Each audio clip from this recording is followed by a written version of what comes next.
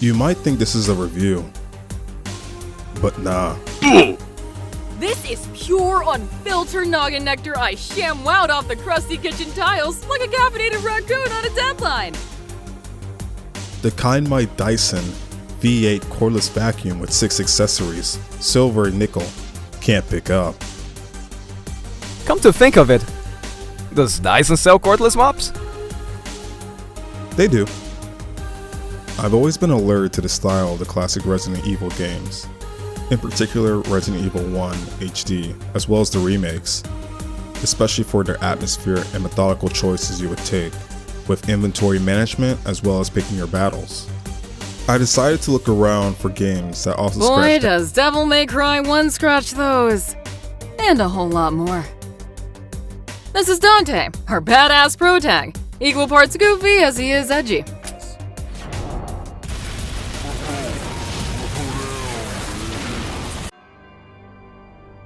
Two millenniums ago, there was a war between the human world and the other, the underworld.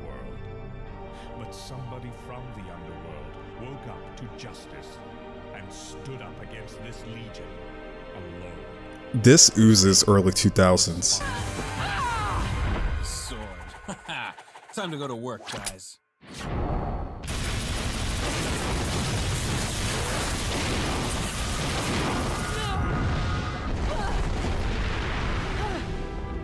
Even as a child, I had powers. There's demonic blood in me. What strength? Huh. But he's using guns though. We're now off to Malay Island, and on our way to the main castle. First task is to get 45 red orbs. Why? Because Master Hand from titular crossover series Super Smash Bros. Trademark asked for it. We Super Mario our way up the crack, hold off on your mother's back, and there she blows! A rusty key, just like the ones Resident Evil used to make. On the way back, we're rudely interrupted by a knife-swinging puppet with the aim of a sleep-deprived stormtrooper. I'm talking 2 meters top. And this goofy-eyed Muppet still whiffs like a quad amputee playing Fruit Ninja.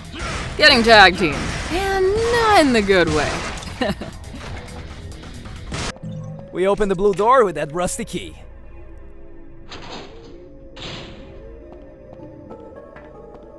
We make our way back down to awaken the rest of Kermit and friends, and finish what we started. When we get back up, pocketing this secret, thus ending the first level.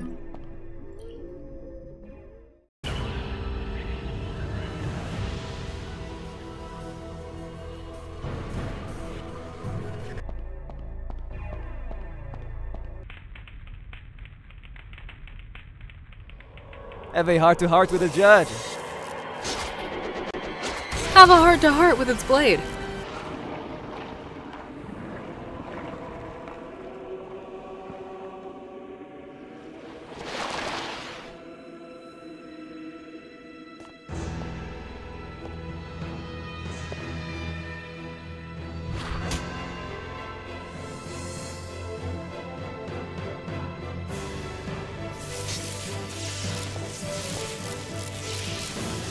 I'll shout our differences with the power of Grayskull!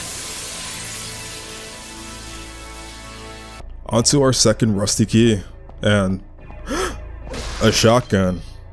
It's a lot easier to pick up here than Resident Evil.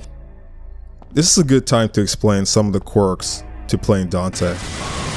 He has unlimited ammo, thus incentivizing constant fire and pressure to the enemy. He also has dodging mechanics that include a dodge roll while executing it from the sides and a flip while backing up. This can be useful, however it really lacks iframes, so I mostly stick to just jumping away. Now that he has Alistair, Dante now has the ability to use his Devil Trigger. It gives Dante a temporary power boost and even restores a portion of his health slowly while in this state. Note, while playing Dante Must Die mode, the hardest difficulty, the Devil Trigger doesn't even patch up Dante's health at all. We get into the locked room, clear the area, and make our way down to the secret trapdoor. Snag the staff and zoinks! We gotta murk these witches before they murk us. Give the staff to the judge as a fair trade for that really zippy sword, thus clearing this section.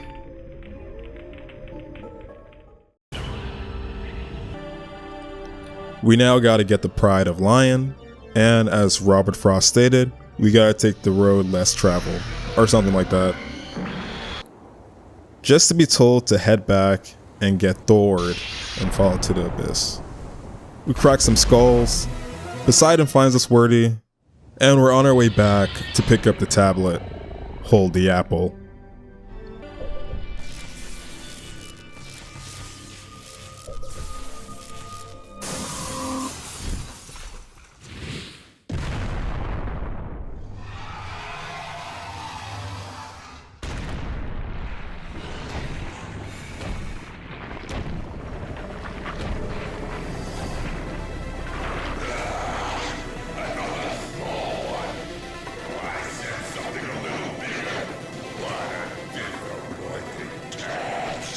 Your Honor, I can assure your senses did not deceive you. As a well-endowed grower and not a shower.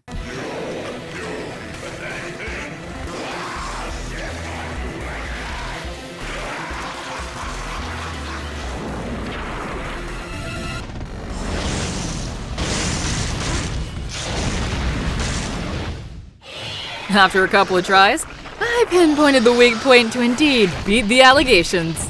After a bit of meandering, we get to the statue to wake up the kitty. Took me a bit to realize I'm supposed to whack it, like everything else in this game. Got bodied a bit. Actually a lot.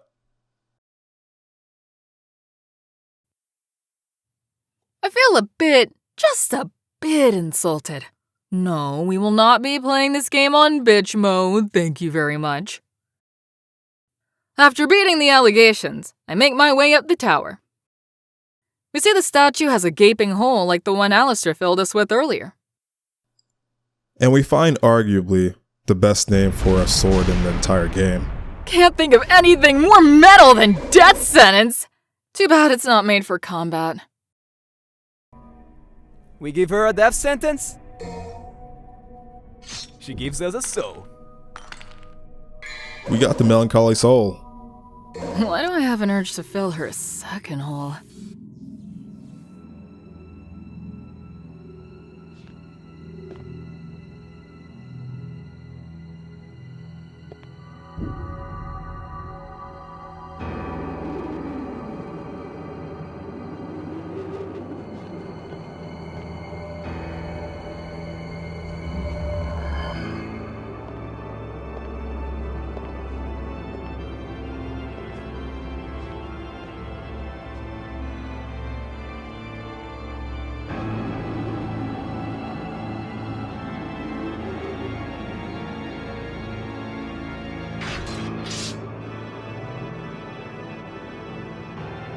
This stinking hole was the last place I thought I'd find anyone with some guts. And apparently a duel as well. Signaling Dante to step out, square up. Broski is aura farming. This by far is the best boss in the game. Something rival based. Both of us on equal footing. The player and the boss's attacks can parry each other. This anime-ish level battle is really engaging. A couple of attempts later, I managed to deliver the finishing backshot.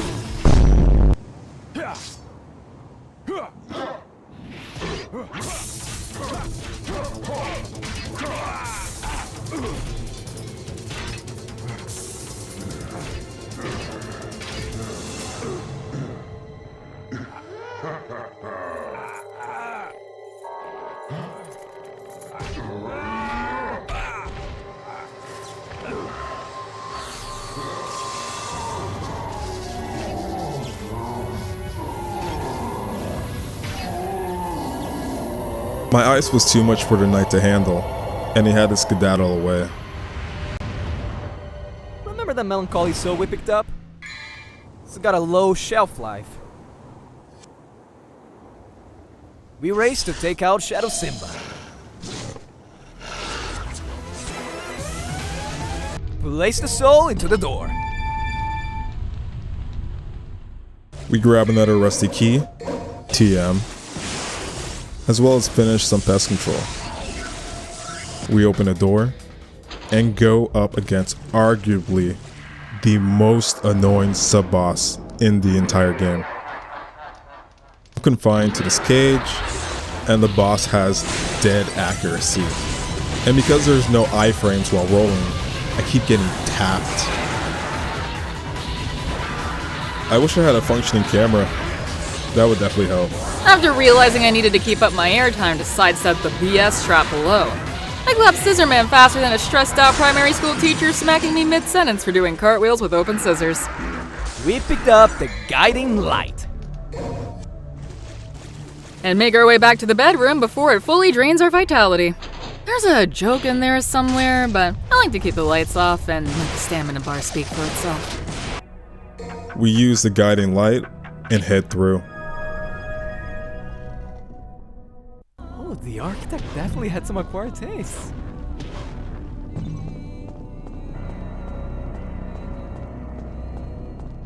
We make our way outside.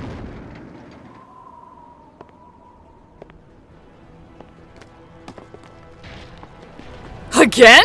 I thought we just beat you! Same old song and dance, no new tricks.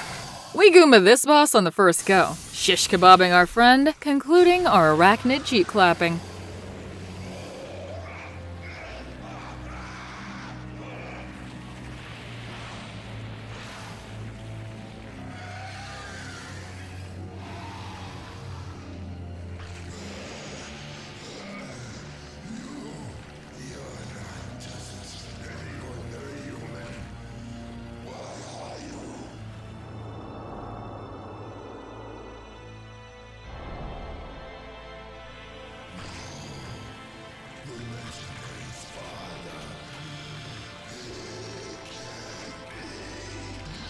You're right.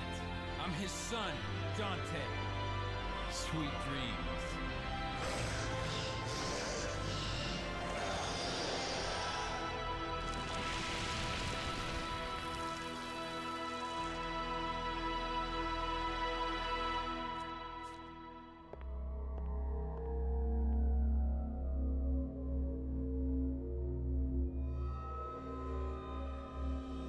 Defeated the Phantom. Incredible power. What strength. Incredible strength. Get the trident, pull down the drawbridge, fork Manus' holes, opening the gushing stream, meandering looking for the opening gate, realize I missed it. I placed in another Chuck E. Cheese token, and Tom Cruise my way through. And we got a new enemy type, Blades.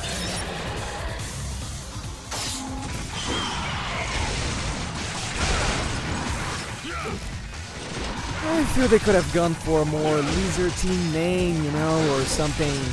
But nothing my emotional support grenade launcher can smooth out. There's something incredibly satisfying about hearing a cluster of Blades armor shatter from a grenade blast. Gotta find a way to light up the other side of this door. Bit of platforming to get a new weapon, Infrit. Achieving a power level of over 9,000. We make our way back and light up the right torch and open the door. But we're rudely interrupted by Griffin. The camera is still handicapping my flow. Straight BS. But with a bit of dodging and weaving, we managed to end the fight. For now. One Falcon Punch later, and we make it through the doors.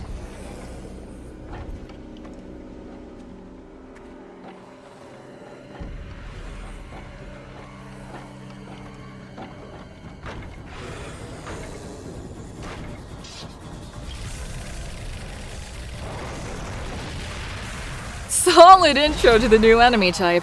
Even has that classic Resident Evil flair. The haunted vibe is mwah. Love ambience, like the name. Wonder if it's into candle wax. And I'm not talking about Yankee. Anyway, I started blasting. Follow Navi out of the Infinity Valley. Wasn't sure where to place this in the video, so I might as well just drop it here. I was initially playing this on a Steam Deck. I expected to just continue my run on PC. Apparently Devil May Cry HD has no cloud save support. I've been spoiled by verified Steam Deck games, just assuming my saves would float across devices like magic. Not this one. Just a heads up for anyone trying to bounce between setups on Steam. It's a manual grind. Eventually I just spared myself the migraine and went full PC Master Race. Undecked. And before you say 𝒥𝒶𝒸𝓃𝓏 or just use cloud sync tools, nah, I'm lazy.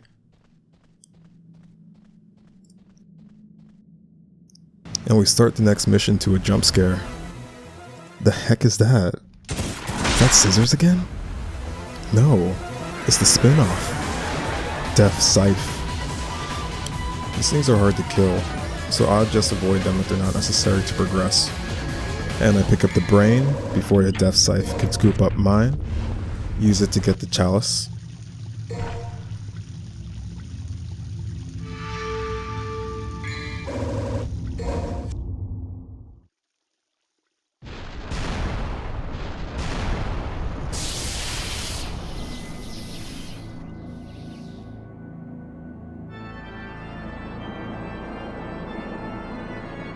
And get surprised by Mr. Tall, Dark, and Fugly.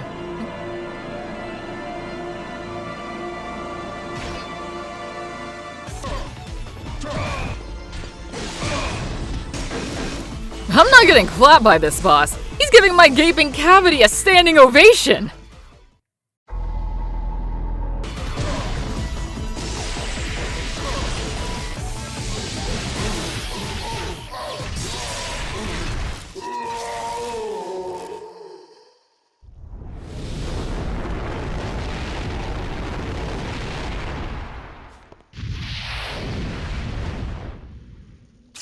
But we managed to finish the job.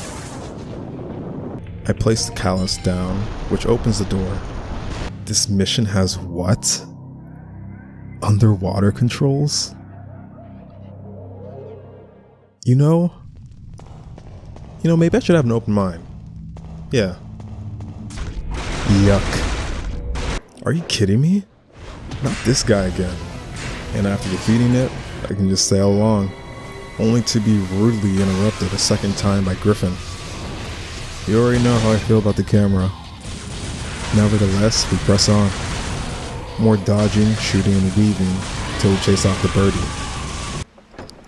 Now we can get into the captain's quarters. We get the Staff of Hermes, a surprise tool we'll use for later. Removing it doomed me to Titanic 2. We look for a way to escape. More clumsy first-person swimming, till we finally escape. And we pry the emblem shield from Broski's cold, dead, bony hands. Pull his arm, as we can't steal his nose. This opens a gate, but also activates the booby traps. Booby. We navigate the traps and eventually make it up to the platform. We use the emblem shield on the door, get some lances, and finally open up the Colosseum, starting our final fight with Griffin.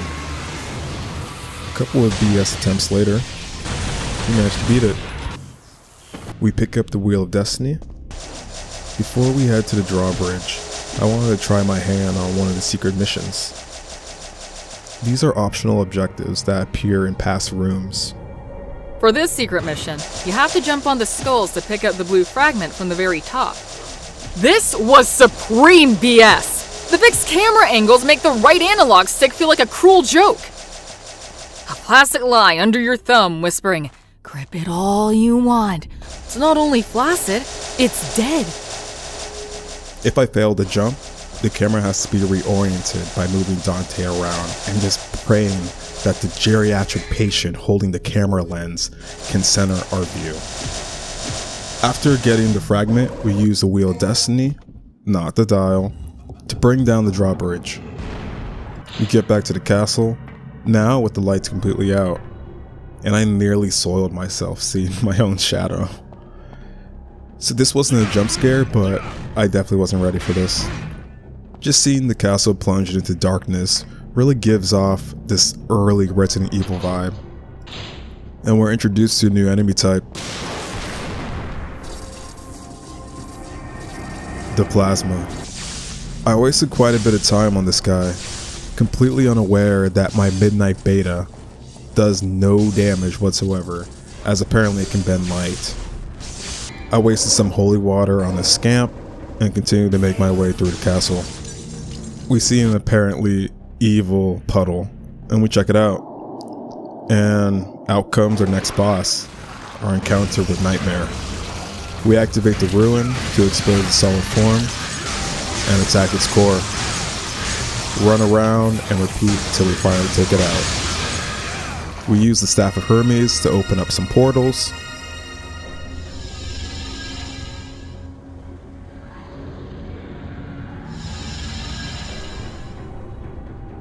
Mario 64, our way in! Woohoo! We run into our next enemy type, Frost.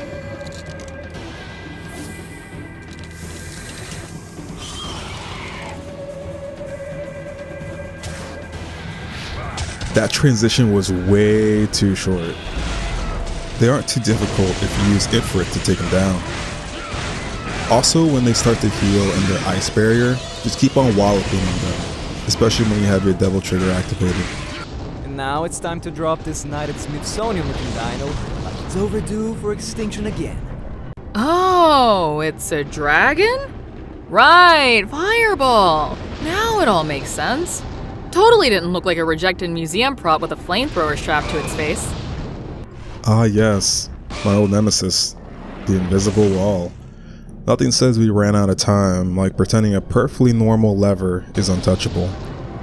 Maybe toss in a glowing barrier next time so I don't feel like I'm being gaslit by the game's geometry. On the third parry, we finish off the dragon. We can now use the lever to direct the light, get the oversized marble, and finally open the door.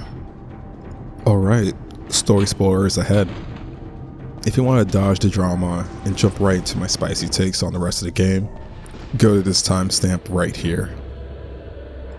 This is our final fight with the Dark Knight.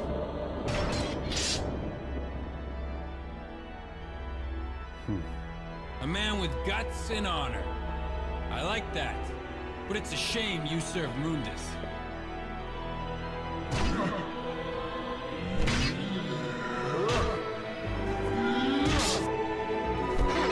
And he decides to unmask himself.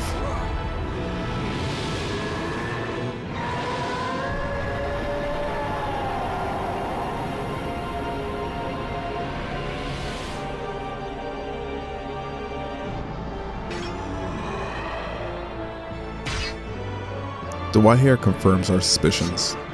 These are thought to be dead brother, Virgil, or at least what's left of him. My brother in Christ. Out here looking like a Soulsborne boss in Phase 2. Installed a Skyrim height mod, leg lengthening surgery. Finally gave in to the voices Short King. This boss is only a slight step up from the previous encounters. Aside from the height boost, the only real upgrades are his spinning sword projectiles and shield. A couple of attempts later, we take him down.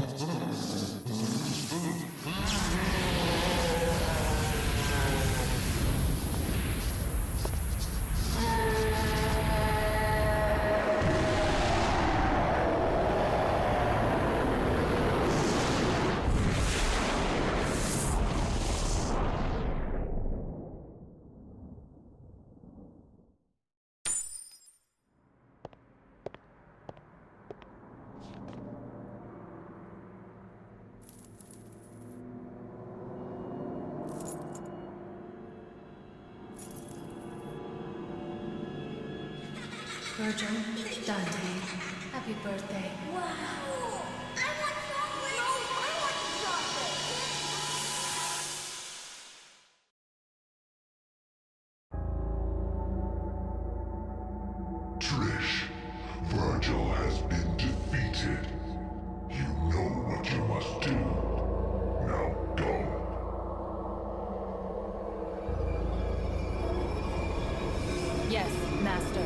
If you didn't see this coming, I'm not sure what to tell you. Our amulet, as well as the one we got from Virgil, react and combine to create the key we need to get into the underworld. Now we have the final blade, Sparta. We go through another underwater level. Yuck! Get the philosopher's egg. Place the egg in the basket.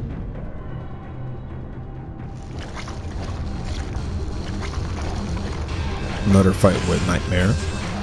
Take him down. Pick up the transformed egg. Now the elixir. We also need one more key to open the underworld. We head to the mirror dimension. Pick up the philosopher's stone, which is the last key we need to get into the underworld. We're introduced to the last new enemy type, and I'd argue the most annoying. The nobodies. No, that's literally their name. They dodge like they're cracked on PvP adrenaline, soak hits like mini-bosses, and grow and get grabby like it's prom night. And even after you kill them, they explode over and over, like they're too proud to die quiet. I'm just standing there, watching them blow their load like it's some twisted victory lap. We head back to the puddle and use our keys to get into the underworld. We travel through the nightmarish hellscape, find Trish, as well as another battle with Nightmare. And as this is our final fight with Nightmare, it has a little more health, hits a little harder. After almost beating Nightmare, we're betrayed by you-know-who. While you're busy scrapping with Nightmare, Trish decides to third wheel. Her attacks are technically there, but honestly, I noticed them about as much as I noticed her relevance in the game, which is to say, not much. Not much.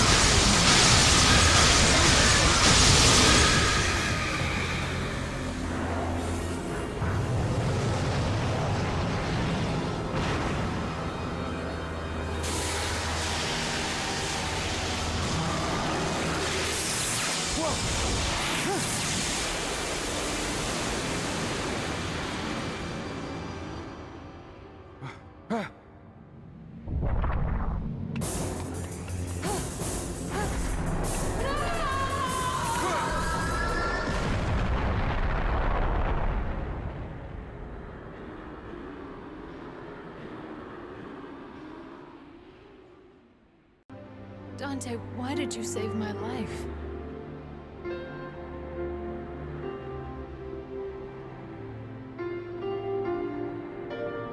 Because you look like my mother.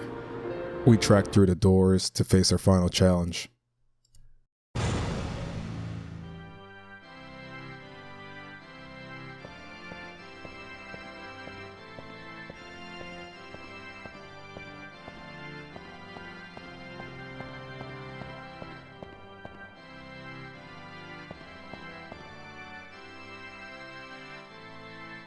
Again I must face a Sparta.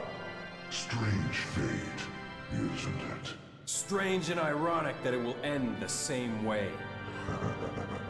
Irony has favored you this time. Look, there.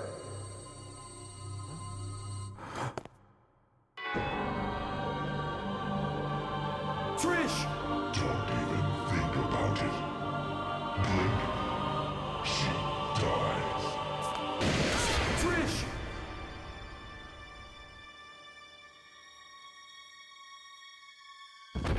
Trish! No! Why my mother? That useless being. If you need a mother, I can create it. As many as you want. Just like I created Trish. Silence! It's revealed that Mundus is responsible for the loss of Dante's mother, and Trish was ultimately created by Mundus to look just like her to throw Dante off. Dante transforms and takes on Mundus in the sky. Basically, in this initial fight, you need to get close enough to take down Mundus's defenses, which requires destroying these spheres, which you can then get some damage in. You can Dragon Fist when our meter builds up. but the more trigger icons that light up, the more damage is done. Nothing says fun like inverted controls in a bullet hell. It wasn't until hard mode that I realized you can just use a D-pad to just fly more effectively with normal controls. After clipping his wings, he clips ours. I also like he's casually eating those meteors. The ore farm is worth the damage. We then start a ground assault.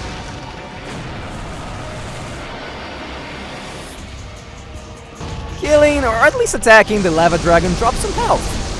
And destroying the large floating orbs builds our devil trigger meter.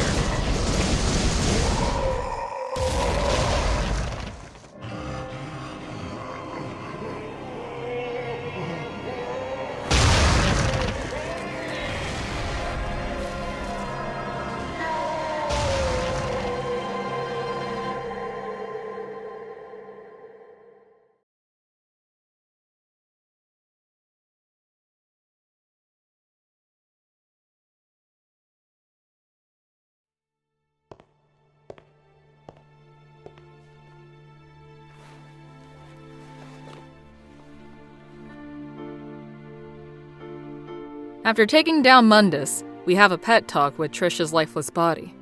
Lol. My mother risked her life for me. And now you, too.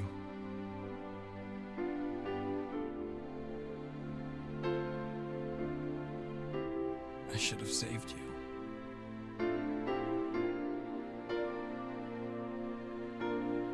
I should have been the one to fill your dark soul with light!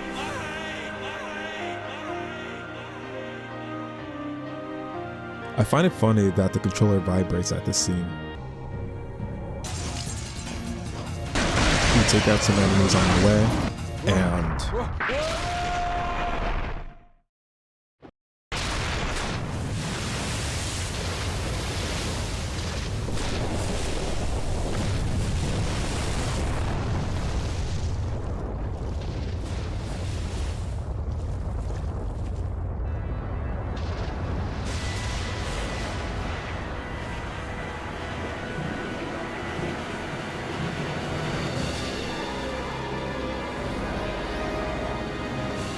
long time no see.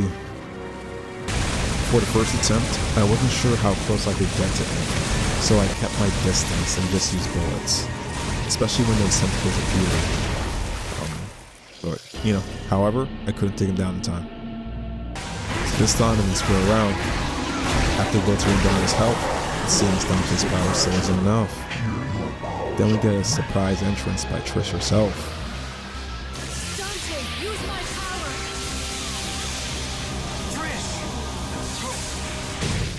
Looks like we have a winner. Jackpot. And with the power of friendship, we finally take down Mundus. Not sure how she's still alive. Please don't kiss! She has your mom's face! Dante.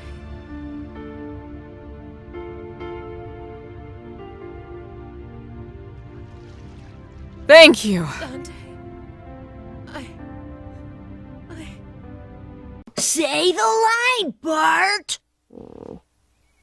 Trish, devils never cry. These tears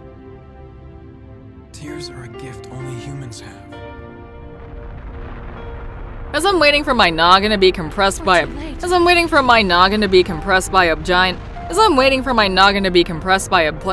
I'm going to die.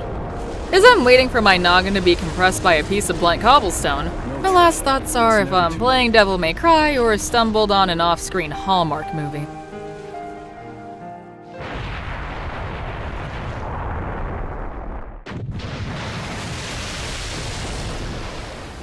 And we humans never give up. Are you ready? Yes. Orb is running on demon time, but hey, fashionably late still gets you there.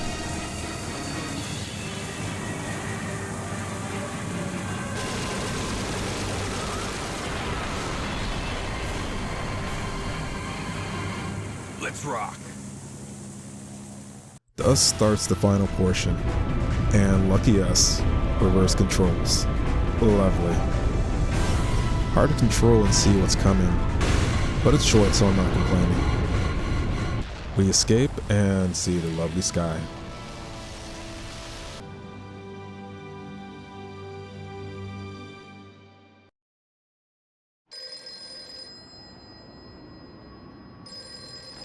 Devil never cry. Yes? Okay, great. Where's the place? We'll be right there. This one has the password. Sounds heavy. Okay, let's get it over with in 10 minutes. Can't let a single one of those suckers live. 5 minutes. More than enough. Devil May Cry, trademark. The last section of the game was really giving Metal Gear. Just when you thought it's over, psych, it's not. The whole playing sequence seems a bit tacked on personally, but by then I was, ready to just kick back and watch the ending in peace. All in all, I really enjoyed my initial playthrough. With hard mode unlocked, I decided to just jump in. Overall, hard mode is more of the same ride, with the exception of more fast and dangerous enemies.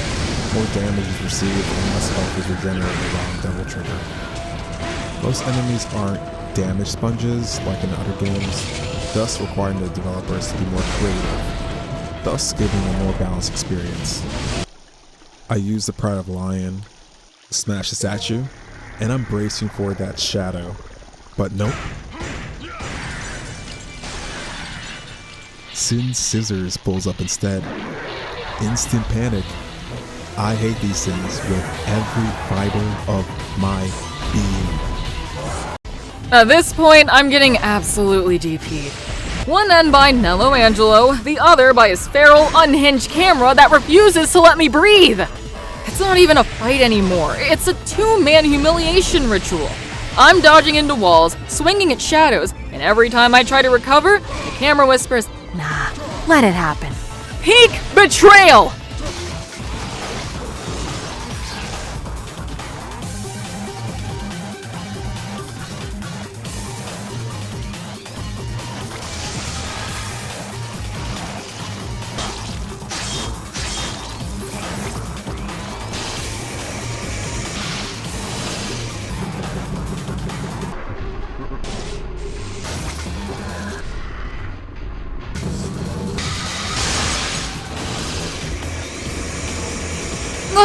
Poor ass!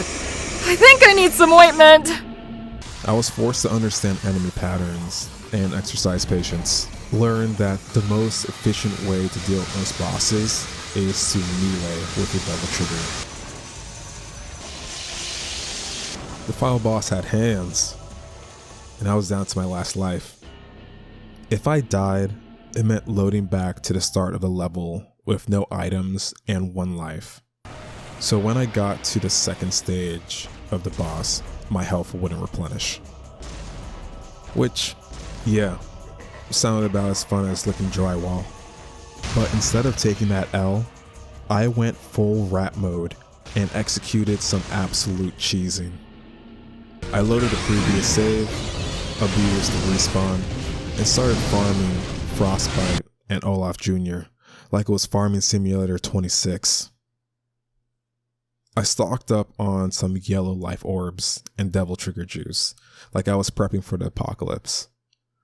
Sometimes you don't beat the system, you milk it. After taking an embarrassing amount of times to beat the boss, we rolled the credits again. Oh nice, I unlocked Dante Must Die. Let's touch it. Try after try, I had to take a breather. Lit some vanilla scented candles, as one does. Cheapest ones I could find, obviously. Gave my lighter a little shake. Not to cobbler shuffle the lighter fluid, but because my Apple Watch move goal was still sitting at 98%. Midnight was creeping up like a tax audit. One incomplete pink circle away from spiraling into an existential crisis, and here I am, playing Dante Must Die mode like it's a healthy life choice. Was it worth it? My wrists were still intact, but the will to live? Debatable. But hey, sunk cost fallacy isn't real, right? That's just quitter talk. 99% of gamblers quit before they hit big. My Tiger Balm moisturized cheeks weren't about to be stopped by some overgrown scorpion spider with a flamethrower kink. Dante must die, then so be it. For a game that dropped in 2001, Devil May Cry delivers heaps amounts of fun. The combo slap, the abilities are slick, the enemy variety holds up, and even the motion capture. The motion capture, albeit weird sometimes, still adds to the charm. The actual gameplay animations really elevated the combat, giving Dante the exaggerated swagger of a black teen. It gives me goosebumps every time he does it, especially as the music begins to swell. Now the swimming sections? Certified soggy boners. Straight up momentum killers. And Death Scissors and Death Scythe? Yeah, those dudes make all four of my cheeks clench in full survival mode. I really enjoyed the fact that you could upgrade and buy little items that could assist you through missions.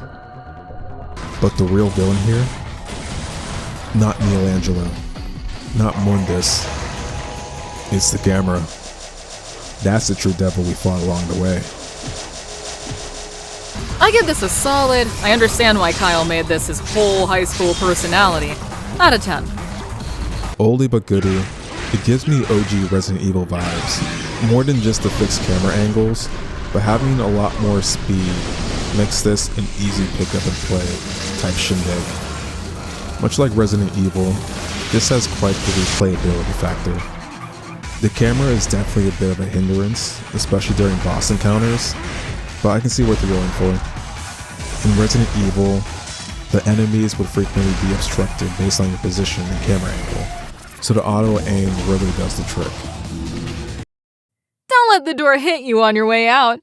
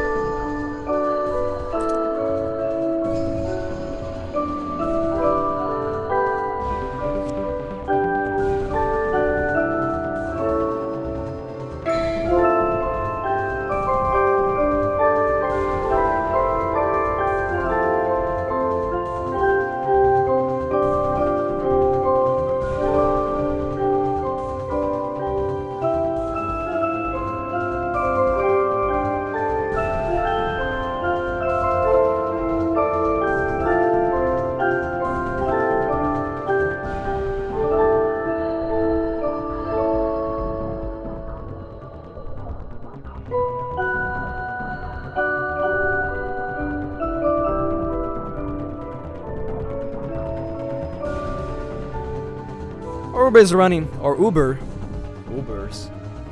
running on demon time, but hey,